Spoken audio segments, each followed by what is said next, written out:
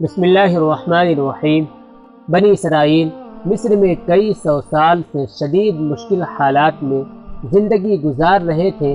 وہاں کی قبطی قوم ان پر طرح طرح کی مظالم ڈھاتی تھی اور حکومت وقت کی اس کو تائید حاصل تھی۔ ابراہموں، محلات اور فلک بوس عمارتوں کی تعمیر میں ان سے بیگار لیا جاتا، ان کے لڑکوں کو قتل کیا جاتا اور لڑکیوں کو زندہ رہنے دیا جاتا۔ ان حالات میں حضرت موسیٰ علیہ السلام کی بعثت ہوئی۔ انہوں نے ایک طرف فرعون کو چیلنج کیا، اسے بنی اسرائیل پر ظلم ڈھانے سے منع کیا اور اسے راہ حق کی طرف دعوت دی۔ دوسری طرف بنی اسرائیل کی دینی اور اخلاقی تربیت پر توجہ دی۔ حضرت موسیٰ علیہ السلام کی بعثت کے بعد بھی بنی اسرائیل کی پریشانیاں کم نہیں ہوئیں، تو وہ جزع و فضا کرنے لگے۔ انہوں نے حضرت موسیٰ علیہ السلام سے شکایت کی کہ آپ کے آنے کے بعد بھی ہماری مشکلات میں کوئی کمی نہیں آئی، پھر آپ سے کیا فائدہ؟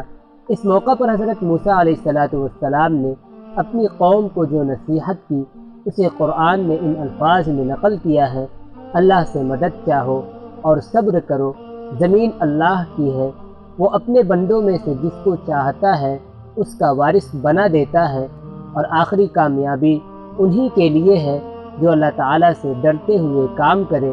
قریب ہے کہ تمہارا رب تمہارے دشمن کو ہلاک کر دے اور تم کو زمین میں جانشین بنائے، پھر دیکھیں کہ تم کیسے عمل کرتے ہو۔ اگلی آیات میں بتایا گیا ہے کہ بالآخر اللہ کا وعدہ پورا ہوا۔ فرعون اپنے لاہو لشکر کے ساتھ دریا میں غرقاب ہوا۔ بنی اسرائیل کو اس کے مظالم سے نجات ملی اور وہ بابرکت سرزمین کے وارث بنے۔ آیات بالا میں مشکلات سے نجات پانے کا جو نسخہ بتایا گیا ہے وہ دو نکات پر مشتمل ہے: اللہ تعالیٰ سے استعانت اور صبر۔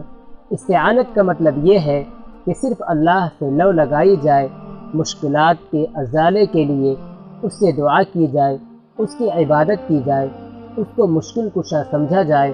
اور صبر کا مطلب یہ ہے کہ جیسے بھی حالات پیش آئیں انہیں گوارا کیا جائے، ان پر جزع و فضا نہ کیا جائے اور ان میں حق پر جمے رہا جائے۔